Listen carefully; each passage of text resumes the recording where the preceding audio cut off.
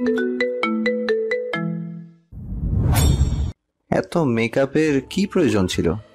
আমরা স্বামী স্ত্রী নই যে তোমার এত সাজগোজ করতে হবে। রক্ষিতা হিসেবে এনেছি তোমাকে আমি, এর বেশি কিছু নয়। অর্ণবের মুখে রক্ষিতা নামটা শুনতেই বুকটা ছ্যাদ করে উঠল মীরার। সত্যি সে এখন কারো রক্ষিতা। যে শব্দটা সমাজে একটা কালি হিসেবে ব্যবহার করা হতো, সেটা তার নামের আগে যোগ হয়ে গেল। সে তো এটা চায়নি, খুব করে চেয়েছিল অন্য সব মেয়েদের মতো তার সুন্দর একটা জীবন হবে। কিন্তু হলোটা কি? তার সাথে কেন হচ্ছে এসব? মীরা একদিনে বাইরের দিকে তাকিয়ে আছে। অর্ণব মীরার সামনে এসে দাঁড়ালো। ভয়ে কুঁকড়ে আছে মীরা। বারবার চাইছে যাতে অর্ণব তার কাছে না আসে, কিন্তু আমরা যা চাই তা তো আর সব সময় হয় না। অর্ণব মীরার কাছে বসে তার গলায় মুখ গুজে দিল। অর্ণবের স্পর্শে মীরার মনে হলো কেঁপে উঠল। অর্ণব মীরার গালে চুমু খাচ্ছে আর চুলের গভীরে হাত বুলাচ্ছে। মীরার দু চোখ বেয়ে অঝোর ধারায় পানি পড়ছে। টাকার জন্য তখন অর্ণবের সব শর্তে রাজি হলেও এখন সে এসব মেনে নিতে পারছে না। ভীষণ কষ্ট হচ্ছে মীরার। কষ্ট সহ্য করতে না পেরে মীরা অর্ণবকে বলে, আমি আপনার সব টাকা পরিশোধ করে দিব। আমাকে একটু সময় দিন, বিশ্বাস করুন সব টাকা দিব। আমাকে যেতে দিন দয়া করে। মীরার কথায় অর্ণব মীরাকে ছেড়ে উঠে দাঁড়ালো। মুহূর্তেই অর্ণবের চেহারা অগ্নিমূর্ত ধারণ করে। অর্ণবের এই রূপে ভীষণ ভয় হচ্ছে মীরার। ভয়ে তাকাতে পারছে না সে অর্ণবের দিকে। মীরাকে টেনে দাঁড় করিয়ে অর্ণব মীরার কাঁধ ধরে ঝাঁকিয়ে বলে, এই কথাটা টাকা নেয়ার আগে মনে ছিল না? টাকা নেয়ার সময় তো বলেছিলে সব মানতে রাজি, তাহলে এখন কেন মানা করছো? তোমার মতো হাজারটা মেয়ে অর্ণব চৌধুরীর সাথে একটা রাত কাটানোর জন্য পাগল। তোমার তো 7 পুরুষের ভাগ্য যে আমি তোমাকে সেই সুযোগটা দিয়েছি। বিশ্বাস করুন আমি সেই ধরনের মেয়ে না। আমার এসব চাই না। বাবার অপারেশনে যেই টাকা গেছে সব আস্তে আস্তে আমি দিয়ে দিব। আমার এত টাকা আছে যে তোমায় টাকায় মরিয়ে রাখতে পারবো। সো আমার সেই টাকা চাই না। চুক্তি মোতাবেক আমি তোমাকেই চাই আমার রক্ষিতা হিসেবে। প্লিজ এমনটা করবেন না, আমার জীবনটা নষ্ট হয়ে যাবে। কাউকে মুখ দেখাতে পারবো না আমি। সেটা অবশ্যই আমার মাথা ব্যথা না। অবশ্য আজ আমি ভীষণ টায়ার্ড, তাই আজকে কিছু করব না। আর নেক্সট টাইম থেকে এই কাজল লাগাবে না, একদম চিপ দেখা যায়। মীরার উত্তরের অপেক্ষা না করে অর্ণব মীরাকে জড়িয়ে ধরে ঘুমিয়ে পড়ল। মীরা এখনো চোখের পানি ফেলছে। 2 দিন আগেও তার জীবন সুখে ভরপুর ছিল, আর আজ নিজের ভাগ্যের ওপর নিজেরাই হাসি পাচ্ছে। অনেকক্ষণ কান্না করে মীরা ঘুমিয়ে পড়ে। সকালে ঘুম ভাঙতেই মীরা নিজেকে অর্ণবের বাহুডোরে আবিষ্কার করে। অর্ণবের মুখের দিকে স্থির দৃষ্টিতে তাকিয়ে আছে মীরা। ঘুমন্ত অবস্থায় অনেক নিষ্পাপ মনে হচ্ছে তাকে, কিন্তু কেউ কি বলতে পারে তার ভেতরটা এত নোংরা? একটু উঠে পড়ে সে। ফ্রেশ হয়ে নিচে নামতেই সার্ভেন্টগুলো সাথে দেখা হয়। বাড়িতে সার্ভেন্টগুলো বাদে আর কেউ নেই। সার্ভেন্টদের মধ্যে অনেকের চোখেই নিজের জন্য ঘৃণা দেখতে পাচ্ছে মীরা। হয়তো তারা সবাই অর্ণব আর তার একসাথে থাকার বিষয়টা জানে। নিজেকে নিকৃষ্ট মনে হচ্ছে মীরার। মন ভালো করতে ছাদে যেতে নিলে অর্ণব তাকে ডেকে পাঠায়। কোথায় গিয়েছিলে? একটু বাইরে। তোমাকে কি আমি বাইরে যাওয়ার জন্য এ বাড়িতে এনেছি? তুমি আমার রক্ষিতা হয়ে এই বাড়িতে এসেছো, সো আমার সব কাজ তোমাকেই করতে হবে। যাও আমার জন্য নাস্তা বানিয়ে আনো। মীরা চোখ মুছতে মুছতে উত্তর দিল, আমি রান্না করতে পারি না। পারো না শিখে নাও। 20 মিনিট সময় আছে তোমার কাছে। এরপর সব কাজ শেষ করে আবার অফিসে যেতে হবে। অফিসে? তোমাকে কি আমি বসিয়ে বসিয়ে খাওয়াবো নাকি? নিজের খাবার নিজে উপার্জন করে খাবে। আর হ্যাঁ, রান্না একা করবে, কারো হেল্প নিতে পারবে না। মীরা কিছু না বলে রান্নাঘরে চলে যায়। কারো হেল্প নিতে পারবে না। মীরা কিছু না বলে রান্নাঘরে চলে যায়। সে কখনো রান্নাঘরের মুখ দেখেছে কিনা সন্দেহ, তবুও ইউটিউব দেখে চেষ্টা শুরু করে দেয়। প্রথমবার হলেও খুব সাবধানে কাজ করতে থাকে মীরা। তখন সেখানে অর্ণব এসে মীরাকে পেছন থেকে জড়িয়ে ধরে। মীরা ঘাবড়ে গিয়ে পেছনে তাকাতেই দেখে অর্ণব তাকে জড়িয়ে ধরে রেখেছে। অর্ণবের এভাবে জড়িয়ে ধরায় মীরার বেশ অস্বস্তি হচ্ছে, কিন্তু চাইলেও সে কিছু করতে পারবে না। মীরার 2 চোখের কানে সে পানি জমে আছে, তবুও মীরা নিজেকে স্থির রেখে নিজের কাজ করছে। মাছ ভাজার জন্য তেল গরম করছিল সে। অর্ণব মীরার ঘাড়ের চুল সরিয়ে আলতো করে একটা চুমু দিল। অর্ণবের ঠোঁটের স্পর্শে খানিকটা কেঁপে উঠে চোখ বন্ধ করে নিল মীরা। কিন্তু কিছুক্ষণের মধ্যেই এক গগন বিদারী চিৎকার দিয়ে নিচে ছিটকে পড়ল মীরা। বাম হাতের প্রায় অর্ধেকটা পড়ে গিয়েছে মীরার। মাগো বাবাগো বলে চিৎকার করছে মীরা, আর অর্ণব মুখে বাঁকা হাসি নিয়ে দাঁড়িয়ে ছিল। জ্বালা সহ্য করতে না পেরে মীরা দোতলায় তার ঘরে গিয়ে ওয়াশরুমে ঢুকে শাওয়ারের নিচে দাঁড়িয়ে পড়ে। পানির নিচে হাতটা রেখে কান্না করছে সে। প্রচন্ড জ্বালা পোড়া করছে তার হাত, ইচ্ছে হচ্ছে তার হাতটা শরীর থেকে আলাদা করে ফেলতে। এদিকে অর্ণব সিগারেট হাতে ছাদে দাঁড়িয়ে আছে, চোখে মুখে প্রশান্তির হাসি, যেন হাজার বছরের প্রতীক্ষার পরিসমাপ্তি হচ্ছে। সিগারেট টান দিচ্ছে আর স্ট্রেস বলটা চাপছে। এক পর্যায়ে স্ট্রেস বলটা হাতে নিয়ে একটা তাচ্ছিলের হাসি দিয়ে নিচে ফেলে দিল সে। সিগারেটের শেষ টানটা দিয়ে অবশিষ্ট অংশটুকু নিচে ফেলে আকাশের পানে তাকে একটা দীর্ঘশ্বাস ফেলল। মীরা ওয়াশরুম থেকে বেরিয়ে বিছানার উপর বসে ফুবাচ্ছে। পানি দেওয়াতে জ্বালা অনেকটা কমে এসেছে, কিন্তু পুরোপুরি যায়নি। তখন কেউ মীরার পুরা হাতটা টেনে তার দিকে নিল। মীরা তার সামনে বসে থাকা মানুষটার দিকে তাকিয়ে আছে। কত ভালোবেসে আদর দিয়ে সামনে বসে থাকা অর্ণব তার হাতে মলম লাগিয়ে দিচ্ছে। মীরার বিশ্বাস করতে কষ্ট হচ্ছে, এই মানুষটাই কি কিছুক্ষণ আগে তার হাত পুড়িয়েছিল। মীরার হাতে মলম দিয়ে অর্ণব তার সাথে আনা খাবারটা নিয়ে মীরার সামনে বসলো। খাবারটা খেয়ে নাও, এরপর মেডিসিন আছে। একটু আগে হাত পুড়িয়ে এখন কি দরদ দেখাতে আসছেন? তুমি আমার কে যে তোমাকে দরদ দেখাতে হবে? অর্ণবের কথায় কেন যেন মীরার বুকে চিনচিনি ব্যথা হচ্ছে। সে জানে সে অর্ণবের কেউ না, তাহলে কেন এমন লাগবে? মীরা কিছুই না বলে খাবারটা খেয়ে ওষুধ নিয়ে নিল। অর্ণব অফিসের জন্য তৈরি হয়ে বের হতে নিলে মীরা পেছন থেকে ডাকে, আমি কি এভাবেই অফিসে যাব? এই হাত নিয়ে অফিসে গিয়ে কি ইনফেকশন বানাতে চাও? আমার আরো টাকা লাগাতে চাও, তাই না? মীরা কিছু একটা বলতে গিয়েও থেমে গেল। অর্ণব চলে যাওয়ার পর মীরা বাসা থেকে বেরিয়ে তার বাবা আর তার ছোট বোনের সাথে দেখা করতে যায়। দিনের প্রায় পুরোটা সময়ই মীরা তার পা দুলিয়ে বসে আছে মীরা, আর ল্যাপটপে মুখ গুজে কাজ করছে অর্ণব। রাত বাড়ার সাথে সাথেই মীরার বুকের থুকপুকানিও বাড়ছে। কাল রাতে তো অর্ণব ক্লান্ত ছিল, তাই সে রক্ষা পেয়েছে, কিন্তু আজ সে কি করবে? আজকে তো তাকে বুলির পাঠা হতেই হবে। কিন্তু কিছুক্ষণ এভাবে বসে থেকে মীরা উঠে কিচেনে চলে গেল। একটু পর এক গ্লাস দুধ নিয়ে অর্ণবের কাছে গেল। হোয়াট? দুধ আর বাদাম। কেন? আপনার শক্তির জন্য। মীরার কথা শুনে অর্ণব ভ্রু কুঁচকে তাকালো তার দিকে। ওভাবে কি দেখছেন? কালকে না বললেন আপনি ক্লান্ত, তাই ভাবলাম আজকে। তার মানে তুমি প্রস্তুত? না হয়ে কি উপায় আছে বলুন?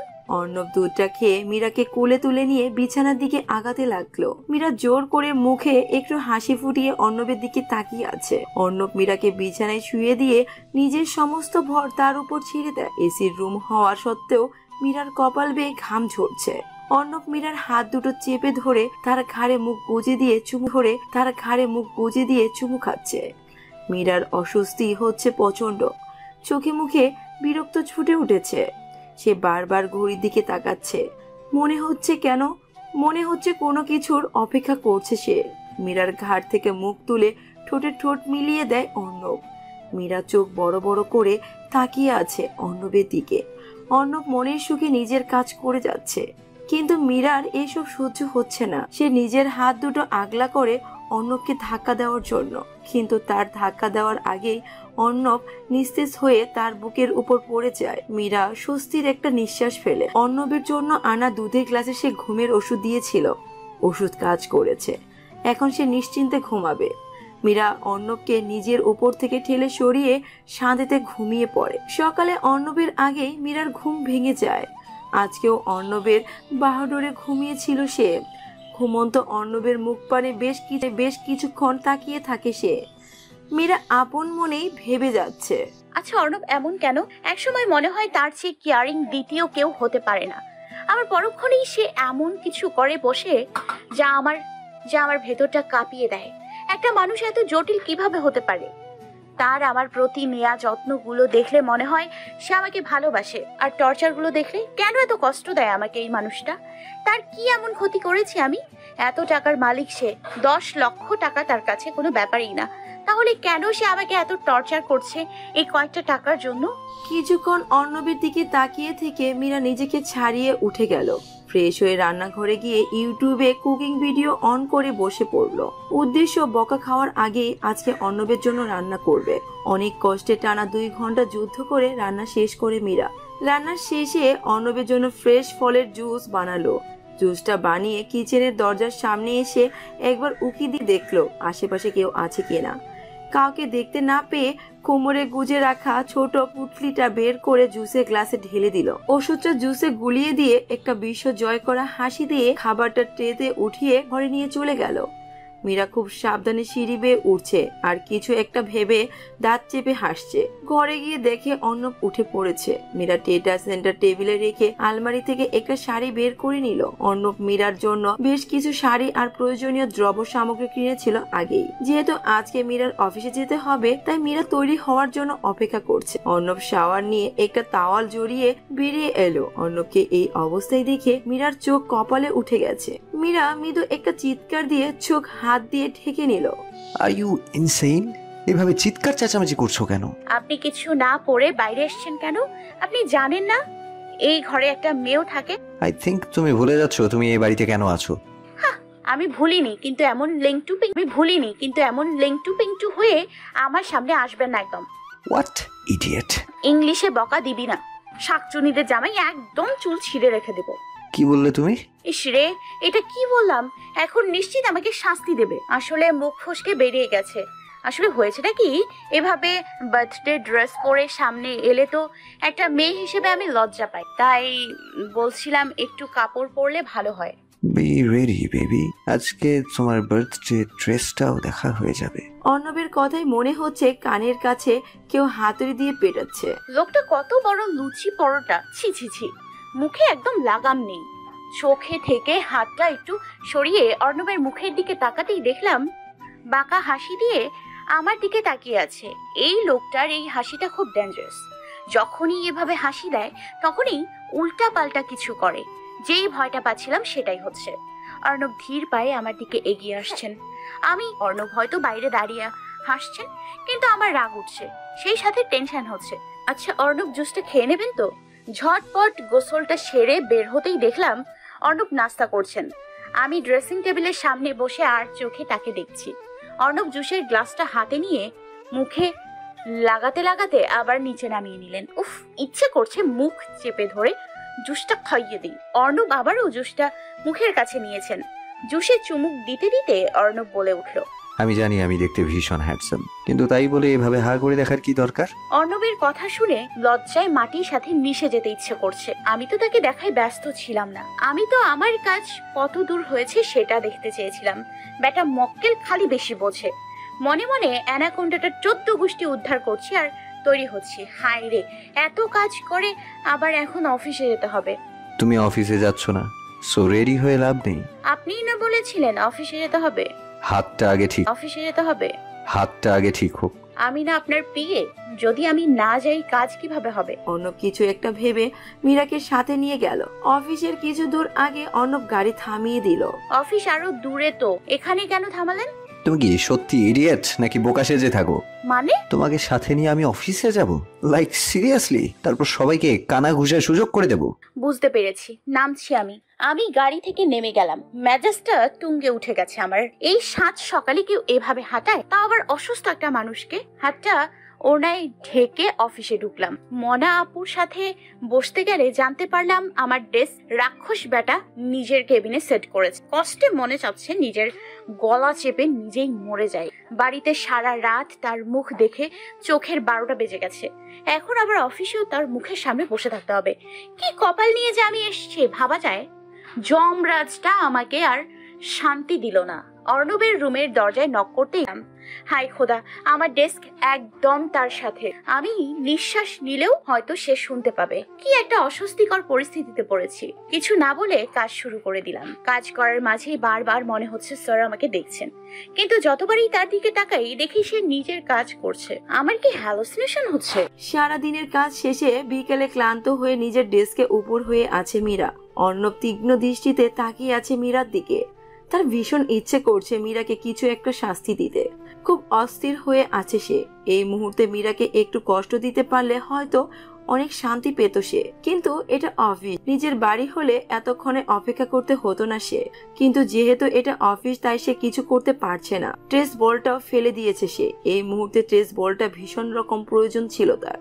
সিগারেটের প্যাকেটটা হাতে নিয়ে অর্ণব হন হন করে অফিস থেকে বেরিয়ে গেল। কিছুক্ষণ পর মীরা মাথা উঁচু করে দেখে অফিস প্রায় পুরো খালি, শুধু সে আর দারোয়ান আছে। স্যার আমাকে রেখে চলে গেছেন, কিন্তু তার বাড়ি তো আমি চিনি না, যাব কিভাবে? এখন আমি কি করব? দারোয়ান আঙ্কেল অফিস লক করে ফেলেছেন। সন্ধ্যা শেষে রাত নেমে এসছে, কিন্তু স্যারের কোনো খোঁজ নেই।